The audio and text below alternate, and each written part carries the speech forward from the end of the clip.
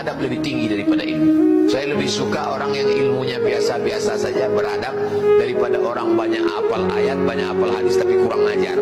Kalau cerita masalah ilmu, yang paling tinggi ilmunya adalah iblis. Iblis lebih tinggi daripada malaikat. Wa iz qulna lil malaikati isjudu li Adam fasajadu illa iblis. Iblis itu selevel dengan malaikat. Malaikat pun berguru kepada dia, saking tingginya. Tapi ketika disuruh bersujud pada Adam, melawan Allah, kena di pasal Adam. Iblis tidak pernah syirik. Mana ada pernah cerita iblis syirik? Siapa yang mau menggoda iblis?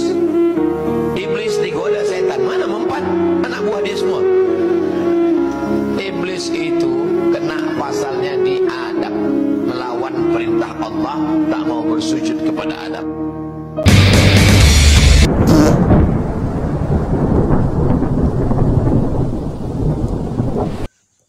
Assalamualaikum warahmatullahi wabarakatuh. Kaum orientalis misioneris yang dibentuk oleh Snokpurgrons sangat berbahaya di balik pertikaian Islam versus kolonialisme di Indonesia zaman dulu. Tapi kalau hanya sebagai pengetahuan, nanti kita jadi orientalis. Kalau mau mencari hadis dalam 9 kitab, Sahih Bukhari, Sahih Muslim, Sunan Abi Daud, Sunan Nasai, Sunan Tirmidzi, Sunan Ibni Majah, Muwatta Malik, Sunan Ad-Darimi, Musnad Ahmad bin Hanbal, mencari hadis dalam 9 kitab yang nulis bukunya namanya Aren Jan Wen Sing. Dari namanya kita sudah tahu ini orang tidak bersunat dan tidak mandi wajib. Berapa lama dia menulis kamus indeks mencari hadis dalam 9 kitab hadis ini? 40 tahun. Orang Belanda. Dia menggantikan kursi profesor di Leiden University setelah Abdul Ghafur. Oh, ada dulu Abdul Ghafur Pak Ustadz. Ya, setelah balik murtad, balik ke nama yang lama, Snokpurgrons. Ini harus diwaspadai. Sampai saat ini mereka ada di sekeliling kita. Bahkan channel-channelnya pun berantakan kemana-mana. Jadi kita harus bersikap dan berpikir kritis bahwa mereka ini sangat berbahaya. Mereka belajar Islam sungguh-sungguh dari kecil untuk menghancurkan akidah Islam, pemikiran umat Islam, opini-opini sesat yang selalu mereka sampaikan. Bisa nggak sih arwah orang yang udah mati itu ngasih kesaksian dengan cara merasuki jasad manusia masih hidup? Kayak kasus yang lagi ramai sekarang. Apakah orang-orang yang sudah mati arwahnya tuh tetap hidup dan punya kesadaran penuh? Kebanyakan kita merasa dan percaya kalau perihal arwah dan jiwa ini adalah hal yang mistis ya, biasanya menyangkut tahayul atau ajaran agama. Di agama-agama besar kita diajarkan untuk percaya bahwa ada akhirat, ada kehidupan setelah mati. Entah apakah benar, ya nggak tahu. Katanya nanti kalau sudah meninggal baru akan bisa dibuktikan. Wah, emangnya orang mati bisa apa? Orang mati kan organ-organnya udah nggak berfungsi. Otaknya yang membuat manusia bisa berpikir dan merasa juga udah nggak berfungsi. Udah nggak bisa gerak, nggak bisa nafas, nggak bisa ngomong, nggak bisa mikir, nggak bisa ngapa-ngapain. Orang mati nggak bisa ngapa-ngapain gitu. Nah, kenapa kita bisa sangat yakin kalau kita bisa membuktikan hal-hal yang itu? Sejarawan Belanda Karel Steenbrink dalam buku Dutch Colonialism and Indonesian Islam Conflict and Contact 1596 sampai 1950-an yang kemudian diterbitkan dalam bahasa Indonesia dengan berjudul Kawan dalam Pertikaian, Kaum Kolonialisme dan Islam di Indonesia tahun 1596 sampai 1942 oleh penerbit Mizan pada tahun 1995, menyebut ada beberapa tokoh penting di balik konflik dan kontak antara umat Islam versus kolonialisme Belanda. Selain orientalis terkenal ya, Christian Snokburgons, tokoh-tokoh lain yang disebut dalam buku itu diantaranya adalah Karel Friedrich Hall, lalu Gordon Arendt, Johannes Hsu, dan Hendrik Kramer.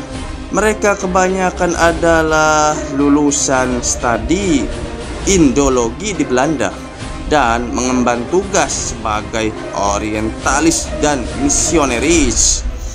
Snok bertugas sebagai advisor for Inlandszaken ya, atau penasehat untuk urusan pribumi bagi pemerintah kolonial Belanda dalam kurun waktu 1889 sampai 1906.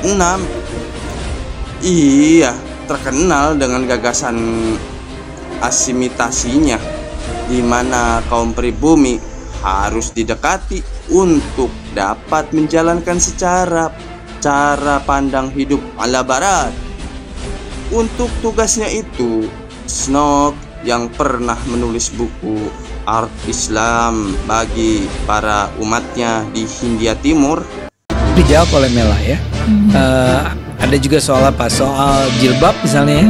Karena Mela ini dulunya berjilbab ya. Iya betul. Ya, sekarang enggak.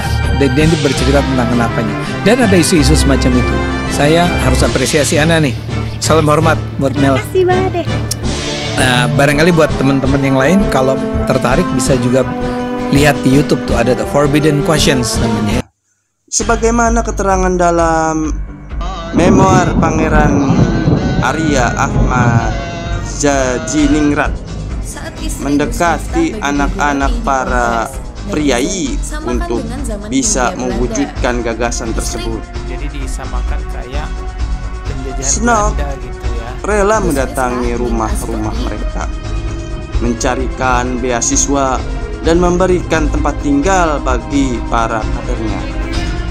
Rumahnya di Gang Sentiong, Kramat, Batavia, sering menjadi tempat menginap para pelajar yang menjadi binaannya. Mereka diajar bahasa Belanda, bahasa Inggris, dan bahasa-bahasa lainnya, ya, bahasa Prancis ya, agar mampu memahami literatur barat. Dengan bantuan para tokoh pribumi, sebagaimana disebutkan dalam memoir Jajiningrat setebal 400 halaman lebih, Snok berusaha memutuskan programnya. Di antara tokoh pribumi itu adalah Sayyid Usman bin Abdullah bin Aqil bin Yahya Al-Alawi.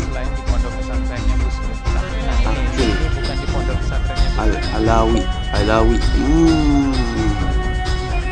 1823 sampai 1913, seorang mufti Batavia, dan Haji Hasan Mustafa 1852 sampai 1930-an. Ya, Haji Hasan Mustafa ini tokoh pribumi dari Jawa Barat. Orang-orang yang seringkali dijumpai di rumah Snok ya, di Gang Sentiong adalah Sayyid Usman bin Abdullah bin Aqil bin Yahya, Haji Hasan Mustafa Van Hult, dan K.F. Hall. Pangeran Jajiningrat adalah seorang putra priai yang menjadi aparatur pemerintah di Banten, yang juga merasakan pengkaderan dari Snok. Adiknya Husein Jajiningrat bahkan disekolahkan ke negeri Belanda atas rekomendasi Snok dan menjadi doktor dalam bidang ideologi pertama yang berasal dari pribumi. mengundang Mbak Mela ini karena banyak hal yang sangat menarik gitu ya. Karena hari ini kita akan berbicara tentang sejarah. Wah, sejarahnya seorang Humaila, seorang Mela melepas jilbab gitu ya. Ini langsung pada panas dingin sih, yang denger langsung gitu. Nah cuman sekali lagi teman-teman, ini bukan mau bicara tentang kontroversi gitu ya. Ini kita bukan mau bicara tentang mana benar, mana salah, mana baik, mana buruk, tetapi perspektif gitu, terus grow up-nya gimana sampai mengambil keputusan yang super ekstrim sih gitu. Super ekstrim itu bukan kerudung ya? Iya. Atau biasa aja? Aku gede di aku lahir di Snok adalah penasehat urusan pribumi bagi pemerintah kolonial Belanda di negeri ini yang pernah ditugaskan untuk meneliti tentang perjuangan rakyat Aceh ya, dan menulis laporan tentang seluk-beluk orang Aceh. Ia juga pernah tinggal di Mekah pada tahun 1885 sampai 1886 ya. Setelah sebelumnya berpura-pura masuk Islam dan mengganti nama menjadi Abdul Ghaffar ya. Di kota suci itu, Snok bertugas mengawasi para haji yang dianggap menjadi pelopor bagi perlawanan terhadap kolonialisme.